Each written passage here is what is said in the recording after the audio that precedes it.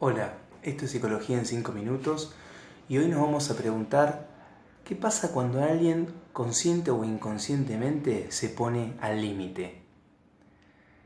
Hay algo de la experiencia del límite que implica un goce mortífero. ¿Goce por qué? Porque hay un límite difuso entre lo que gusta, en lo que genera placer, y lo que mata, lo que destruye.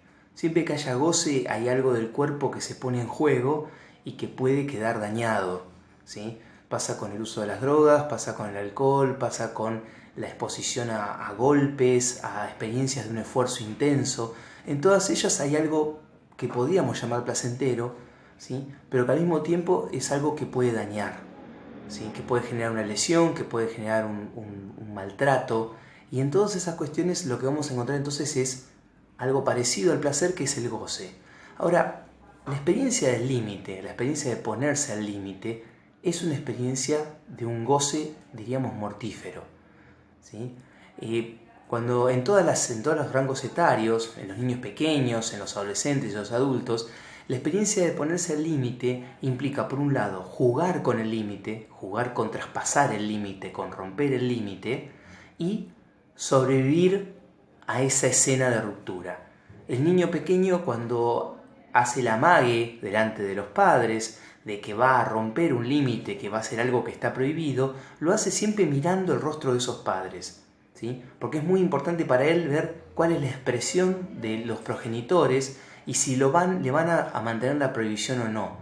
Si la actividad no estuviera prohibida, no sería interesante. Lo que le hace interesante es justamente esto de empujar el límite, correrlo, de lo prohibido a hacerlo no prohibido. Cuando deja de ser prohibido pierde interés, pero en el momento hay algo de me acerco al límite, me arriesgo a la amonestación, me arriesgo al castigo y disfruto de ese riesgo, para después reivindicarme como vencedor.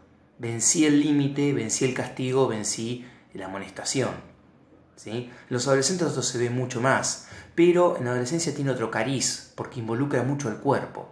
El adolescente, cuando se pone al límite, lo hace con una violencia sin límite, por ejemplo matándose a piñas a la salida de un boliche, lo hace haciendo ejercicio físico o practicando deportes que lo ponen al límite porque hay riesgo de lesiones, porque hacen actividades como el parkour, en el cual se pone en riesgo de caerse de grandes alturas, o skate y hacen maniobras peligrosas donde se golpean mucho.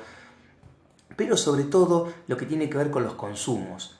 Hay mucho de la experiencia del límite a nivel del consumo, donde se toma o se consume hasta el límite, hasta no dar más, hasta darse en la pera, hasta terminar en carretilla, ¿sí? La idea de quedar inconsciente implica esto de llegar hasta el límite, tocarlo y volver. ¿Por qué digo volver? Porque todo adolescente que llega a ese límite y queda en la inconsciencia aspira a volver a despertarse. No es un acto suicida, es un juego con el límite.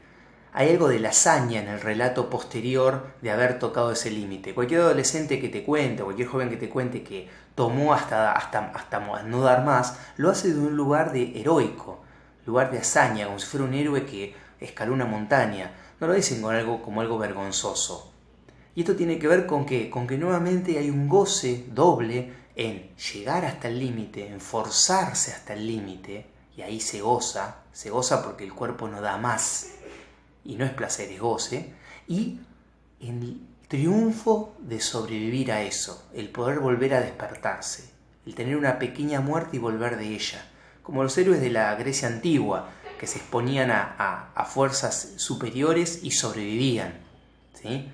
Entonces digo, se vuelven a despertar, sienten todas las calamidades físicas del día posterior a haber tomado o consumido hasta el límite, pero están vivos para contarlo. Y este relato es un relato de hazaña. Un joven que corría picadas hace muchos años me contaba que en el momento que él iba al volante, y me hacía el gesto de ir al volante, en ese momento no pensaba nada, nada. Era todo sensación, sensación total y tensión total. Eran unos segundos de locura total, decía él. Y me lo tenía que significar porque había algo de ese goce que no se podía poner en palabras, que había que actuarlo. Y esa sensación de estar al límite era lo que hacía volver y volver a correr picadas, porque necesitaba ese límite. Porque los que tienen mal instaurado el límite aquellos que por su crianza, por su historia personal, no les quedaron claros los límites. No todo el mundo se arriesga así, no todo el mundo se la da en la pera, no todo el mundo corre picadas, ¿sí? Aquellos que el límite tiene algo de, algunos límites tienen algo de fallido, solo sienten cierta calma cuando llegan hasta el límite, lo tocan y vuelve. El problema es que al hacerlo se arriesgan a traspasarlo y sufrir las consecuencias. Bueno, espero que les haya interesado. Me pueden seguir en Psicología en 5 minutos, la página web, y Psicología en 5 minutos, Lic Barrios, el canal YouTube.